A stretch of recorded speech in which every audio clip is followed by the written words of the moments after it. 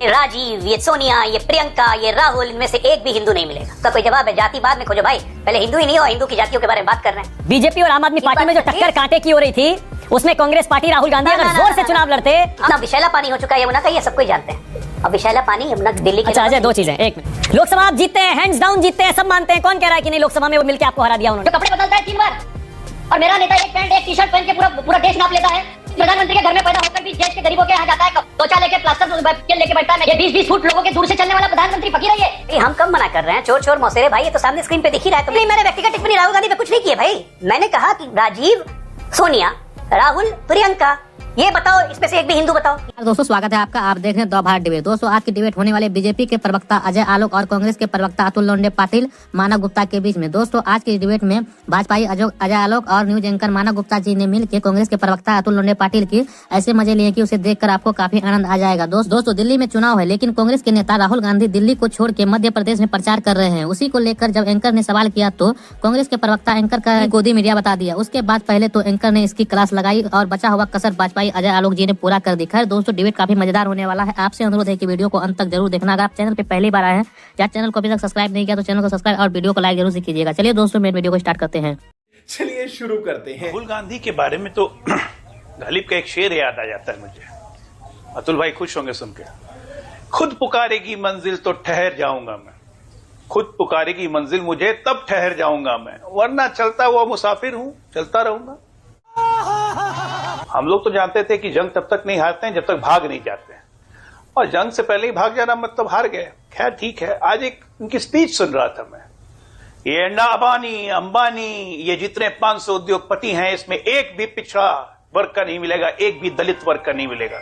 मुझे एक और डायलॉग याद आ गया कि ये राजीव, ये सोनिया, ये प्रियंका, ये राहुल, इनमें से एक भी हिंदू नहीं मिलेगा।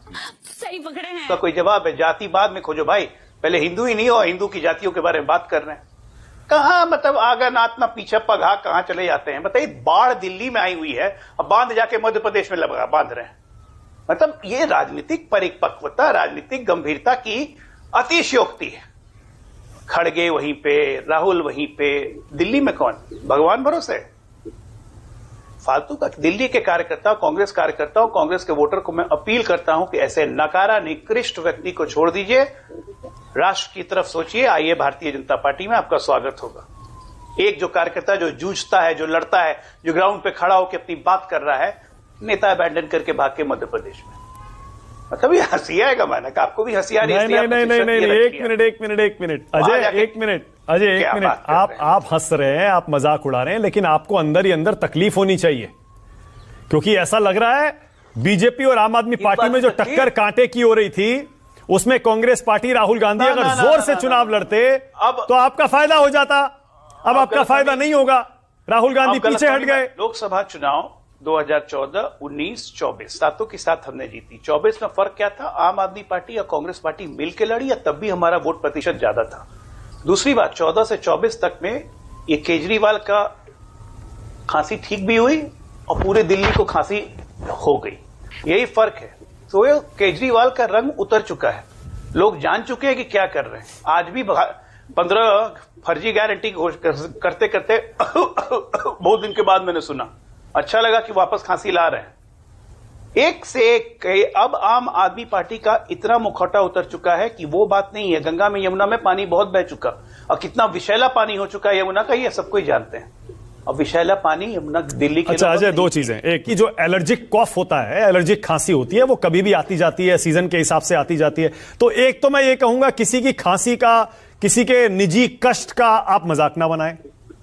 दूसरा मैं ये कह रहा हूं अजय आलोक आपसे कि आप कांग्रेस का कितना भी मजाक बनाइए दिल्ली में, बिल्कुल ठीक है, आपको हक है। पिछले 2 चुनाव में उसका परफॉर्मेंस खराब था।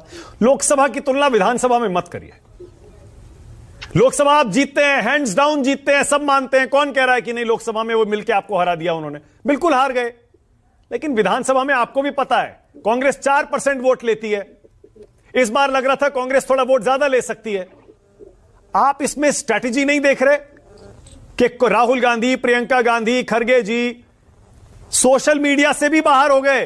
कांग्रेस पार्टी का एक्स हैंडल चेक करिए, ऐसा लग रहा है सिर्फ उम्मीदवार जमीन पर चुनाव लड़ रहे हैं, पार्टी चुनाव नहीं लड़ रही है। इसमें स्ट्रैटेजी है अजय आलोक। स्ट्रैटेजी तो इन्होंने लोकसभा में बनाई थी, इंडी गठबंधन किया, संविधान लाए, आरक्षण लाए। आज क्या हुआ पंजाब में?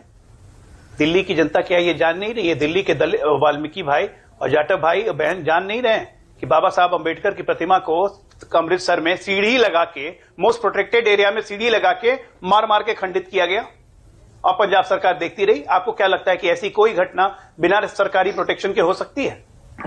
तो लोग देख रहे। मैं इसलिए कह रहा हूं ना, यमुना में पानी बहुत बह गया है और विषैला हो गया है। और मैं डॉक्टर हूं, एलर्जिक कफ का मजाक नहीं बना रहा हूं। एलर्जिक कफ तभी होता है जब वातावरण दूषित होता है। मान लीजिए आपने दिल्ली छोड़ दिया भाई, मध्य प्रदेश में महू में जाके प्रचार कर रहे हैं आपके नेता, दिल्ली छोड़ दिया आपने।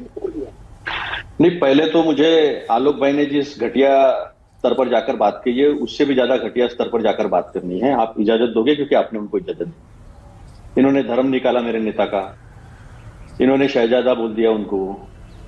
इस देश ने, दुनिया ने पहला फकीर देखा जो 8,500 करोड़ के प्लेनों में चलता है, 1.5 लाख का पेन इस्तेमाल करता है, 10 लाख का गॉगल पहनता है, 10 लाख। ये क्या है जो कपड़े बदलता है 3 बार, और मेरा नेता एक पैंट एक टी शर्ट पहन के पूरा देश नाप लेता है।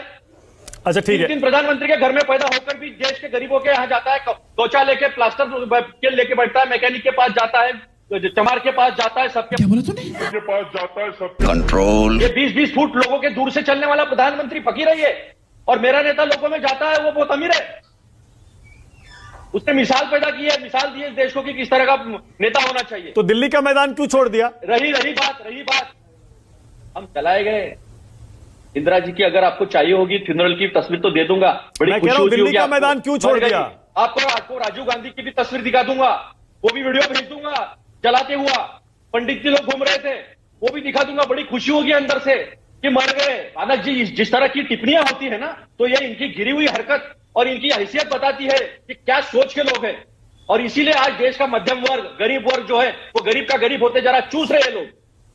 ये लोग, इन लोगों पर अगर किसी बात पर उंगली रखी विपक्ष के नाते, तो उसको दुरुस्त नहीं करेंगे, ये उसका मजाक उड़ाएंगे, उसका हंसी उड़ाएंगे। कोई गरीब इनको मिल जाए ना, तो उससे गरीबी का मजाक उड़ाएंगे। लेकिन उसके ऊपर कुछ अपने रिएक्शंस आने चाहिए, उसमें कुछ अपन रिफॉर्म करना चाहिए। ये कभी सोचने का काम जो है ये नहीं करेंगे, तो मुझे धर्म बताने की जरूरत नहीं है। पूरा देश जानता है क्या धर्म है। अतुल भाई, 6 दिन बचे हैं, 6 दिन बचे हैं दिल्ली के चुनाव प्रचार के। 6 दिन, 3 तारीख आखिरी तारीख है, 3 तारीख, 6 दिन बचे हैं। बिल्कुल। और दिल्ली में 0 सीट है, किसी को कोई नहीं छोड़। ये सवाल हमने पूछा, पता है मुझे, बीजेपी ने पूछा कि 53,000 गरीबों के लिए घर बन के तैयार हुए। अरे भाई, मैं ये पूछ रहा हूं, राहुल गांधी दिल्ली में प्रचार करेंगे या नहीं करेंगे? बिल्कुल करेंगे। राहुल गांधी जी प्रचार करेंगे, हमारे सारे नेता प्रचार कर रहे हैं। आपको दिख नहीं रहे हो, बात अलग है। सारे नेता हमारे प्रचार कर रहे हैं। आपको राहुल जी भी दिखेंगे, आपको खड़गे जी भी दिखेंगे। ये सब क्या देखना पड़ रहा है?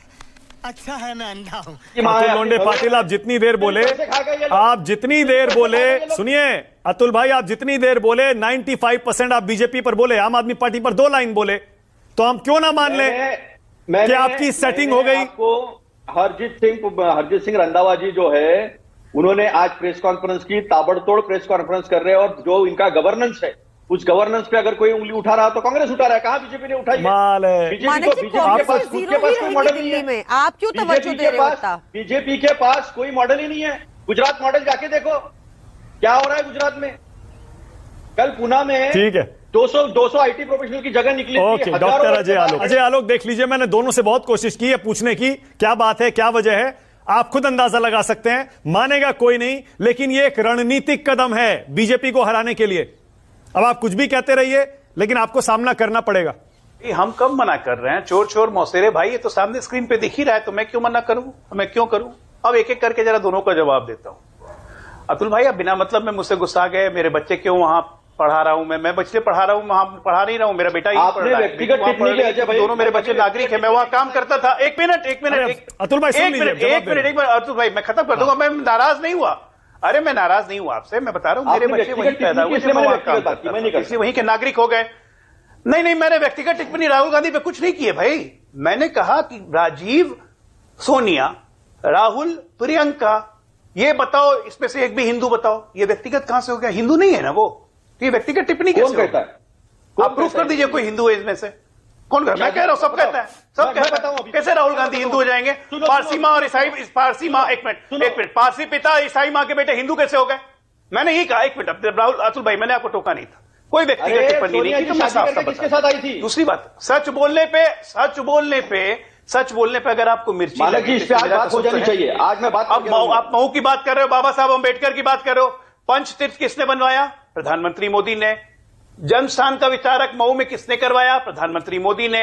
आप लोग को अभी 70 साल तक बाबा साहब की याद नहीं आई, 40 साल तक उनको भारत रत्न नहीं दिया, नेहरू ने 2 बार चुनाव हरवाया, बाबा साहब का लगातार अपमान किया।